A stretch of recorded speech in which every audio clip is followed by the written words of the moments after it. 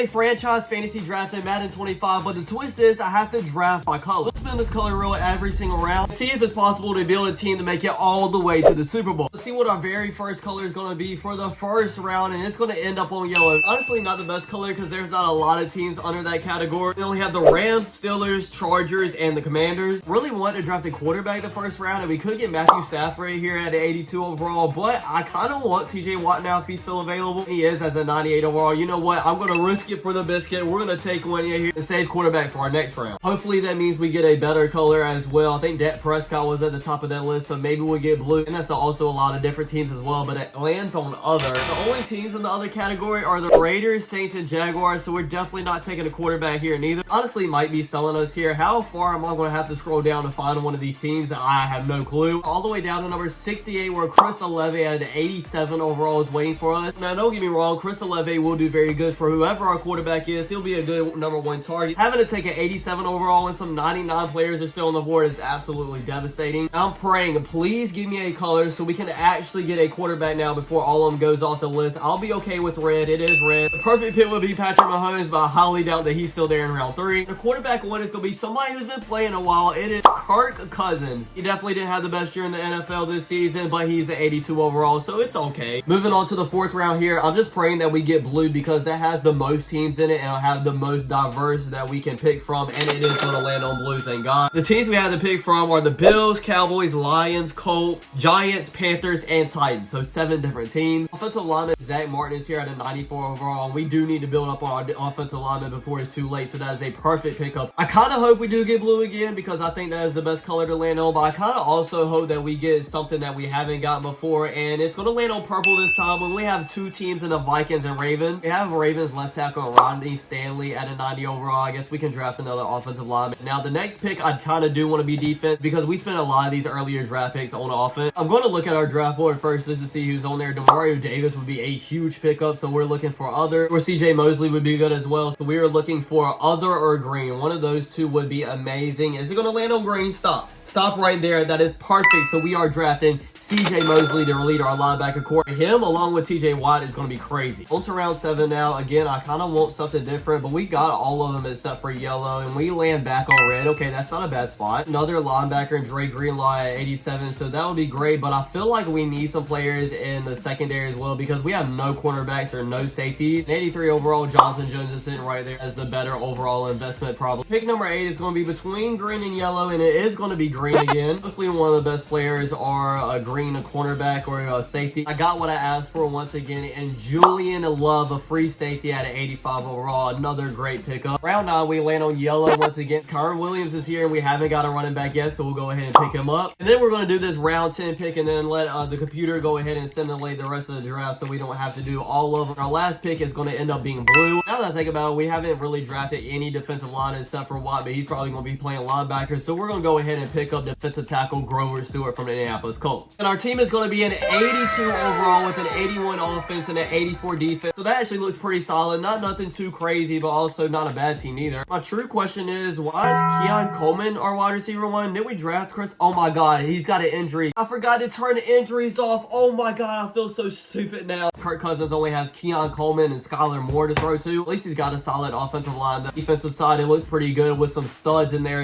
on TJ Watt and CJ Mosley. Now let's hop into this week 1 game versus the Jacksonville Jaguars to test this team out. We're kicking the ball off, which means sadly we're going to be on defense. And is that TJ Watt that's actually kicking the ball off? This elite defense already has them on a 3rd down, and they throw it, and it is an incomplete pass. And here comes our offense. Honestly, no real weapons. I guess we're going to have to lean on the running game with Kyron Williams for a main part of this game. We're already in a 3rd and 5. Try to set up a little screen pass for him. He catches the ball, but doesn't get the first down. It's 4th and 1. Do I go ahead and take the risk already? You know what? Why not? Try to end up running this ball. Nice blocking from the offensive line, and we do barely just get past the first down. I honestly want to see what Kirk Cousins can cook up. This is honestly his first true pass. It is completion for a first. On a 3rd down, once again, 3rd and 10. Let's see what I can cook up this time. R1 is open. He catches the ball, but it's short. You guys should know how I already played by now. We're going to risk it, and Keon Coleman is wide open for the first. I'm sorry I talked so much crap about you. I was just really excited for Chris 11. Even without a main target, we're already inside the red zone. Look for Keon Coleman in the end zone, and he catches it, but is out on the 1-yard line. But thankfully, that should be an easy run in by Kyron Williams. It was a flag, but hopefully that was on the defensive side of the ball and not us. Offside. defense. And it is on the defense, so that is a touchdown for Kyron Williams. The Jaguars' second drive, they're actually kind of cooking us already inside the 10-yard line, but we do get a sack to set them back a little bit. I'm fine with allowing a field goal, just so don't allow them to get a touchdown. Oh my God, they're looking really good now. Third down, just need to get one more stop, and we do get it on the screen, so they'll kick a field goal, and we're still up. Got about 30 seconds left before halftime, so let's see if we can increase our lead right here. Throw it up to Keon Coleman. Oh my God, that was a nice ball, and we're going to call our first time out. Next play here, hopefully square is open, but I don't see it. Throw it to circle just to get a few more yards, and he gets down to the 30. Have time for one, maybe two more plays if we're lucky. Circle kind of looks open in the end zone, and he is caught for a touchdown. What a great 2-minute drill that we just pulled off by Kirk Cousins. Even though we don't have Chris Olave, we are absolutely cooking with this offense right now. So we are up 14-3 at halftime. Don't forget, we get the ball first in the second half, and we are cooking once again. Kirk Cousins is doing absolutely amazing. We're already inside the red zone. Hopefully R1 gets open, and Burton does for a touchdown. Amazing catch as well. 21-3 now. Our defense is balling out once again. Have him on a third down. I accidentally select somebody in the secondary, but thank God TJ Watt gets a sack because that guy was wide open. If we get another touchdown here, I might just assimilate the rest of the game. And oh my God, what an amazing ball by Kirk Cousins. He might be back to himself when he was playing on the Vikings now. The next play, we're dotting Keon Coleman up for his touchdown in this game. We're up huge now, 28-3, so I'm just going to go ahead and simulate the rest of the game. I doubt we're going to get many highlights from it anyway. And we do end up winning this game 35-3. And now it's time for the fun part. Let's simulate the rest of the season and see if we make it in the playoffs, hopefully. I do think it's a very good shot that we at least make a wild card. And I'm just going to let you guys know